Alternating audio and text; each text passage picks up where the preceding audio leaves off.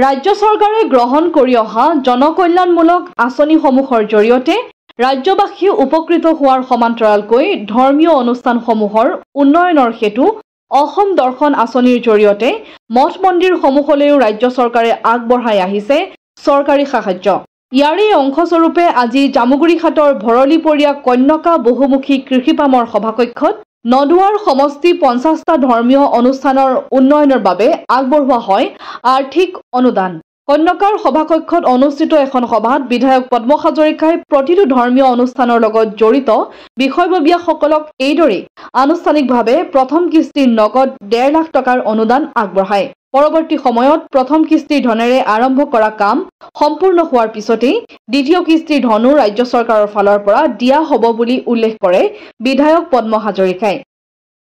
আজি আমি অসম দৰ্শনৰ জৰিয়তে আমাৰ যি 200টা ধৰ্মীয় উপাসনাস্থলীত নামঘৰকে ধৰি মুখ্যমন্ত্ৰী ডাঙৰীয়াই ঘোষণা কৰিছিল, তাৰে 50টি উপাসনাস্থলীৰ আজি আমি ইয়াত একেলগে এই অনুষ্ঠানখিনিক মাতি আনি আমি তেওঁলোকক আৰ্থিক অনুদান দি আমি দিছোঁ। এই অনুদান 3 লাখ টকা, তাৰে প্ৰথম কিস্তিত আমাৰ 1.5 লাখ টকা আৰু যিটো খুব কম টেক্স এটা কাটে সেইটো কাটি পেলাই আমি তেওঁলোকক আৰ্থিক অনুদানটো আগবঢ়াইছোঁ। আৰু এই 1.5 লাখ টকাৰ UC দিয়াৰ লগে লগে তেওঁলোকে পিছৰ 1.5 লাখ টকাটো লাভ কৰিব।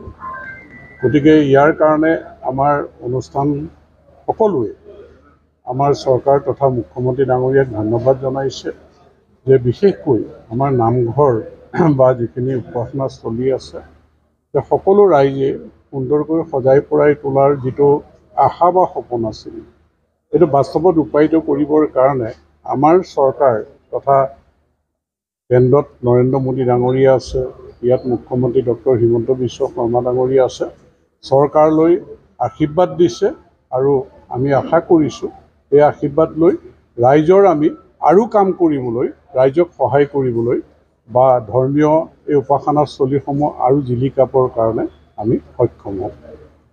জামুগুৰিঘাটৰ পৰা ৰাতুল হাজৰিকা ৰিপৰ্ট, অসম আদিত্য।